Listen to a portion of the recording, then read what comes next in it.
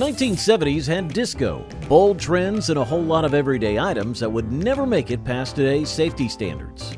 From toxic toys to household products, there were basically accidents waiting to happen. People were unknowingly surrounded by hazards back then. So, what common 70s staples were so dangerous that they ended up banned? Join us as we revisit 25 most dangerous everyday items from the 1970s that are now banned. During the 1970s, trans fats emerged as a celebrated miracle ingredient in food production. Manufacturers embraced these partially hydrogenated oils because they extended shelf life and lowered production costs, making processed foods appear irresistibly appealing. At first, they were hailed as a culinary breakthrough, promising longer-lasting snacks and affordable treats for busy families. You may not have even heard of trans fats, but you're probably eating them. And this is what they're doing to you. However, mounting scientific research soon revealed a darker side. Trans fats were strongly linked to heart disease, diabetes, and other chronic illnesses. Public outrage and advocacy forced governments to reevaluate safety standards, leading to widespread bans in several countries. What was once considered innovative quickly became a cautionary tale in food safety. Clackers, the infamous toy of the early 1970s, captivated children with its simple yet hazardous design. Consisting of two hard plastic balls connected by a string, they produced a distinctive clacking sound that echoed through playrooms and backyards. Initially, kids marveled at the rhythmic noise and unpredictable movements, but soon, parents and authorities noticed the dangers. The balls, made from solid acrylic, would sometimes shatter on impact, causing painful lacerations and eye injuries. The first problem for which was to decide on a standard test for the clacker balls. As yet, there are no British standards, but there is an American one. As reports of accidents mounted, regulators stepped in, and clackers were swiftly removed from store shelves. What seemed like harmless amusement transformed into a perilous plaything that shocked an entire generation. And while clackers fell from favor, another equally unpredictable playground hazard lurked in the shadows, waiting to be revealed. A mystery awaits just around the corner. Metal playgrounds in the 1970s epitomized rugged outdoor fun, but they came with hidden perils. Constructed entirely of steel, these playgrounds boasted towering slides, dizzying merry-go-rounds, and elaborate spiderweb structures.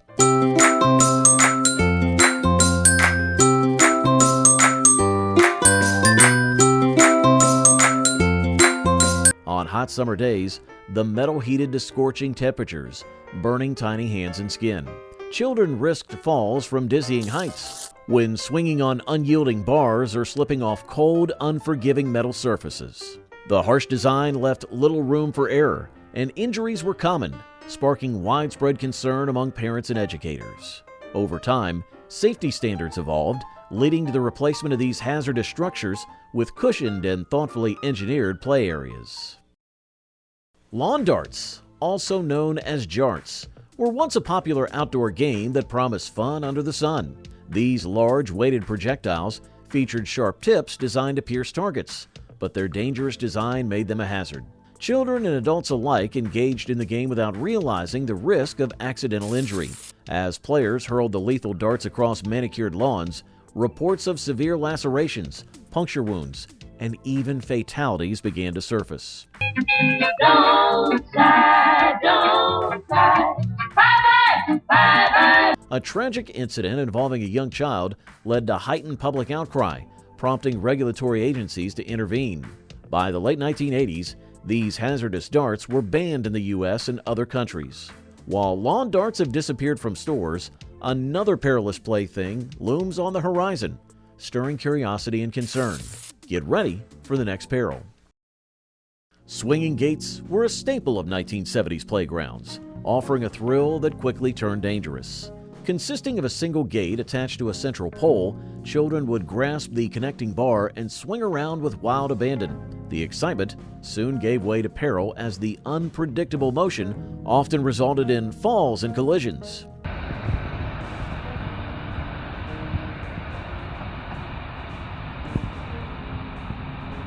Without proper restraints or safety measures, Kids risked being struck by the heavy moving gate or losing their grip entirely. Parents and school officials grew alarmed by the mounting accidents, leading to a phase-out of this hazardous equipment. The dangerous design of swinging gates underscored the need for better playground safety, prompting a search for more secure alternatives. Swing bikes, the ultimate expression of 1970s cool, combined style with daredevil stunts, but their design quickly proved perilous. Adorned with ape-hanger handlebars, banana seats, and oversized wheels, these bikes were engineered for flair rather than safety. The unique configuration allowed riders to perform outrageous maneuvers. Swing bike, if it swings, it's the one. Get yourself a swing bike and join in the fun. Yet the added complexity made control nearly impossible. Inexperienced children found themselves teetering uncontrollably, often ending in painful spills and scrapes. Numerous reports detailed falls that resulted in broken bones and serious injuries, forcing manufacturers to rethink the design. While these bikes embodied a spirit of rebellion and youthful risk-taking, their hazardous nature ultimately led to a decline in popularity. Chloroform once reigned supreme as a favored anesthetic in the 1970s medical arena, renowned for its quick induction and deep sedation. Its use was widespread, lulling patients into oblivion before surgery. Don't you mind it a bit, my dear. Open drop chloroform slowly being administered with 2 liters of oxygen into the mask, and offering physicians a seemingly reliable tool. However, beneath its effective exterior lurked serious risks, including liver damage and toxic complications that endangered lives. As an alternative, safer anesthetics emerged through advancing medical research, and the inherent dangers of chloroform became impossible to ignore. Regulatory bodies stepped in decisively, banning its use to protect patient health and modernizing medical practices. The elimination of chloroform from operating rooms marked a significant evolution in healthcare safety. Witch's Hat playground equipment resembled a twisted merry-go-round, its A-shaped frame spinning dangerously atop a single central pole. Children would run around and grab the outer edge, attempting to ride the rotating structure, unaware of the lurking risks. The design was perilous. Little ones could easily slip through gaps or be thrown off by sudden stops, colliding with a supporting pole or the hard ground below. These hazardous rides led to frequent injuries,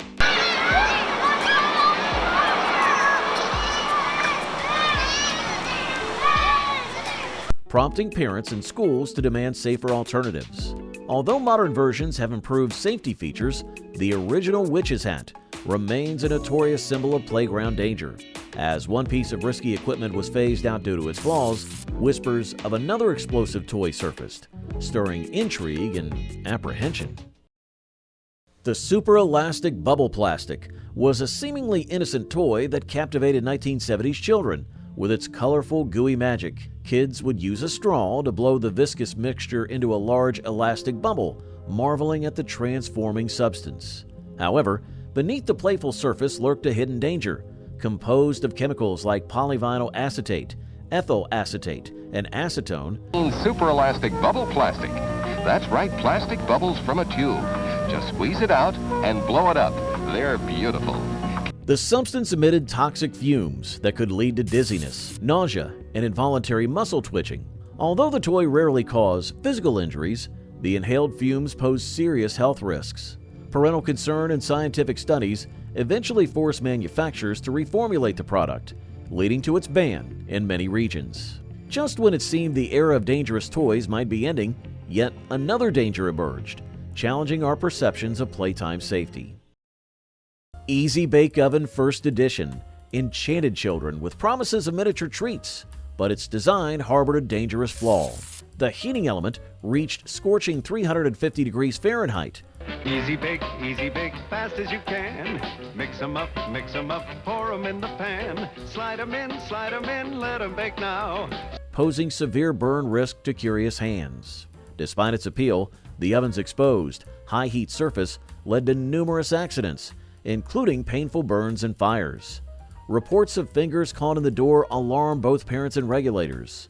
Subsequent recalls and redesigns failed to fully mitigate the risks, prompting a complete safety reevaluation. Although later models featured improved safeguards, the original oven remains a stark reminder that even beloved toys can hide hazards. Water Wiggle was an entertaining sprinkler toy that attached to a garden hose and danced unpredictably across lawns, delighting children with its erratic motions. Designed to spray water in all directions, it provided a refreshing reprieve on hot summer days. However, the toy's unpredictable behavior soon revealed a dangerous flaw. The forceful, erratic spray could strike a child's face or become entangled in clothing. Oh, Water Wiggle. You've never seen anything like it. Just hook up to a hose and look, a new fun game. It's practically alive, leading to serious injuries or suffocation hazards. After numerous reports of accidents and near misses, safety regulators stepped in. Wham-O, in cooperation with authorities, ultimately recalled the Water Wiggle, ending its 17-year run on store shelves. Toy guns defined a generation of imaginative play in the 1970s, captivating young minds with their striking realism. Manufacturers crafted these replicas with astonishing detail, blurring the line between fantasy and actual weaponry. However, the allure of such authenticity came with unforeseen consequences. Reports of tragic misunderstandings and dangerous confrontations quickly surfaced, prompting a reevaluation of their place in childhood entertainment. With real-world gun violence a persistent threat, Mattel's Great Buffalo Hunter set can be yours, too. It comes with the exciting new shoot-and-shell Winchester. Shoots a safe shoot-and-shell. Safety concerns force companies to abandon hyper-realistic designs. Today, toy makers opt for imaginative yet clearly fictional representations, ensuring that playtime remains harmless and creative. As one chapter of dangerous nostalgia closes, another hazardous relic from the past emerges, inviting us to uncover its hidden risks. Lead-based paint once adorned countless homes and even children's toys in the 1970s, celebrated for its vivid hues and durability. Its brilliant colors masked a sinister ingredient, for toxic lead lurked within every brushstroke. Unbeknownst to many, prolonged exposure could inflict irreversible neurological damage, especially in young, vulnerable children. As tragic cases of lead poisoning emerged, public health experts and legislators rallied for change. Developmental delays, constipation, mood changes type things, but to really know. By 1978, the dangers were undeniable, leading to a nationwide ban on lead-laden paint in residences. Homes built in that era now face abatement challenges to safeguard inhabitants. This dark legacy compels us to re-examine past conveniences. Freon once reigned supreme as the refrigerant of choice, powering refrigerators and air conditioners in homes across the nation. This chlorofluorocarbon delivers modern convenience and reliable cooling, making it indispensable in everyday life. Yet beneath its efficient performance lay a hidden threat: the gradual depletion of the ozone layer. The final one snugged up. These should not be tight, just snug, because you do not want to over-tighten them just yet. Scientists soon discovered that Freon's chemical makeup eroded our protective shield against harmful ultraviolet radiation, thereby accelerating global warming.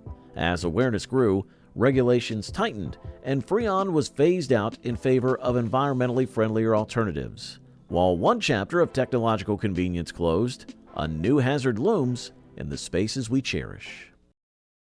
Drop-side cribs, once prized for their clever design and ease of use, became a staple in modern nurseries. Their innovative mechanism allowed quick access to sleeping infants, combining practicality with style. Yet, behind this convenience lay a dangerous flaw.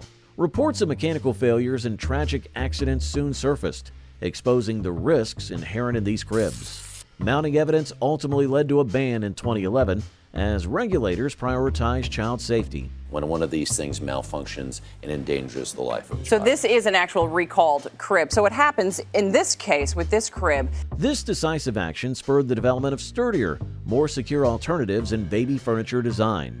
With the shadow of these hazardous cribs fading from memory, the industry's missteps prompt deeper inquiry. This new concern challenges assumptions and invites scrutiny of threats hidden within our daily products. In the 1970s, phthalates transformed the production of plastics and vinyl, infusing them with flexibility and durability. Manufacturers widely use these chemicals to create everything from toys to household goods, ensuring items were pliable and resilient. However, emerging studies soon unveiled a darker side, linking phthalates to hormonal disruptions and a spectrum of health issues, from fertility problems to neurological effects and even cancer. Public concern swelled as mounting evidence implicated these chemicals in jeopardizing children's development. We talk a lot about BPA, but there are other chemicals you have to worry about too. Jody, how do you know? How would you have any idea?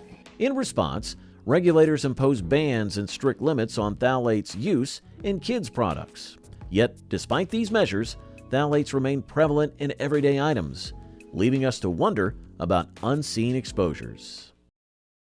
Optional seatbelts defined a reckless era on the roads of the time when the idea of mandatory protection was almost foreign. Cars often rolled off production lines lacking proper restraints, and wearing a belt was a matter of personal preference rather than enforced law. Many drivers relished the freedom, even as the inherent risks went unheeded, with some fathers even allowing children to ride on laps for an impromptu sense of adventure. Though such practices now seem absurd and dangerous, they were once woven into everyday life, reflecting a casual approach to safety that would shock modern sensibilities. The geometry of a seatbelt system is important. The routing of the belts are important. Over time, stricter regulations transformed our roads into secure havens.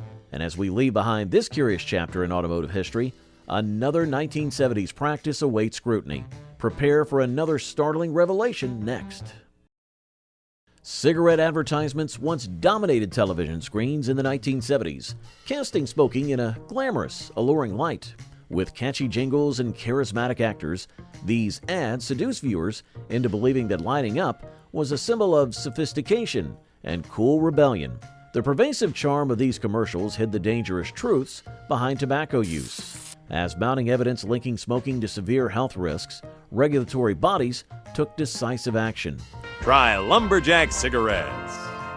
Lumberjacks are swell and they make your clothes smell. Above and beneath they leave. Banning these seductive ads marked a pivotal shift towards protecting public health and shielding vulnerable audiences, especially impressionable children, from harmful influences. This transformation signals society's growing awareness of corporate manipulation and the importance of responsible marketing. Just as the allure of tobacco faded from the screen, another outdated practice awaits its own reckoning. Stay tuned as yet another relic soon faces modern scrutiny. In the 1970s, open burning of trash was a routine method for waste disposal, widely practiced in suburban backyards. Flames consumed garbage as families discarded household waste, unaware of the environmental and health hazards arising from the noxious smoke. The process, while seemingly practical, released harmful pollutants into the air, contributing to the respiratory issues and environmental degradation. Ourselves is dealing with the stream as a natural resource because there's a lot of natural resources in it.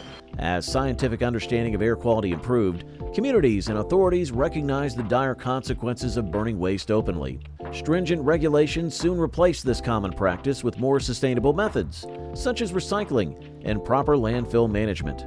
The ban on open burning marked a turning point in environmental policy, safeguarding public health for future generations. Now, shifting from waste practices to another outdated safety concern, curiosity stirs once again.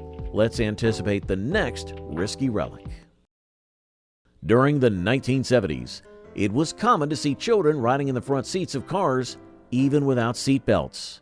This practice, now recognized as extremely hazardous, was once accepted as normal. Parents and drivers believed that a front seat offered a more engaging view and a closer connection to the journey, overlooking the heightened risks of injury during collisions. As automotive designs evolved and safety research advanced, I call the front seat. Not today, you're not quite big enough. But Mom, I am big enough. mounting evidence exposed the dangers of front seat travel for young passengers. Stricter laws soon mandated that children occupy the safer back seats, dramatically reducing injury risks. This shift in child passenger safety reflects broader changes in societal attitudes toward risk. In the 1970s, hidden dangers lurked in everyday items. none more insidious than dieldrin, a potent pesticide whose legacy is as toxic as it is enduring. Originally formulated as a safer alternative to DDT, dieldrin and its cousin aldrin were embraced by farmers around the globe to combat subterranean pests threatening vital crops. Exposure to the pesticide DDT may increase elderly people's risk of Alzheimer's. Despite its effectiveness, these chemicals slowly infiltrated the environment, persisting in soil with a daunting half-life and traveling on air currents to remote regions. Banned in the U.S. in 1987, their residual menace continues to remind us of the unforeseen consequences of chemical innovation. In the same era when science and innovation sparked wonder, unsuspecting toys came loaded with secret hazards. Among them, seemingly harmless trinkets embedded with small, high-powered magnets have left a lasting scar on childhood memories. And this is great for children so they can use their imagination. This would provide hours of pretend play and... Once popular for their ability to attach and detach in imaginative play, these tiny magnetic parts concealed a peril that could lead to choking and severe internal injuries if swallowed. The captivating allure of miniature technology blinded both parents and children to the underlying risks. Eventually, after countless unfortunate incidents, regulatory measures swept through toy industries, banishing these magnetic marvels from shelves worldwide. Stay tuned as our journey uncovers yet another artifact lurking in the archives. With its sleek lines and missile-launching capabilities, the Colonial Viper captivated the imaginations of young adventurers. However, behind its futuristic allure lurked a deadly flaw: minuscule plastic missiles that could be easily swallowed. One tragic incident involving a 4-year-old who choked on a stray projectile swiftly turned a once-beloved plaything into a cautionary tale of unintended consequences. Which makes it very cool, and he can shoot his twin Q pulse laser mounted what are you looking at? No, now you can't read it. Now you can't read it. The horrifying loss forever altered toy safety standards, echoing through generations. While this nautical nightmare has sailed into oblivion, a different relic of childhood danger awaits our exploration ahead. Brace yourself as we navigate to the next enigmatic danger, so stay ever curious. Zooming into the realm of high-energy play, the iconic Power Wheels mini-car reigned as the ultimate symbol of childhood freedom. This battery-operated vehicle, adored for whisking kids around neighborhoods, soon revealed an alarming secret. Yeah, dude, you had it up on 3 wheels for a minute. When you were turning really hard, the one front wheel was pulling up. Despite its sleek design and promise of adventure, reports emerged that the brakes in certain 1991 models could fuse unexpectedly, immobilizing the ride at critical moments. Further compounding parental fears, later versions began exhibiting a dangerous tendency to catch fire, transforming joyful drives into fiery hazards. What was once a symbol of youthful exuberance quickly became a focal point of safety recalls and worry. Candy cigarettes held a peculiar charm among young adventurers in the 1970s. Iconic brands like Viceroy, Chesterfield, and Target transformed sugary confections into miniature replicas of adult habits, offering a bittersweet taste of imitation smoking. For children, these candy cigarettes were a whimsical ticket to mimicry, a way to experience the allure of grown-up behavior through sweet, playful indulgence. However, as scientific research linked these threats to the normalization of smoking behavior, regulatory concerns intensified. In 2009, the FDA banned candy cigarettes, aiming to protect impressionable minds from early exposure to tobacco culture. Cigarettes, I ain't gonna lie. I mean, I thought myself pretty cool. Basically.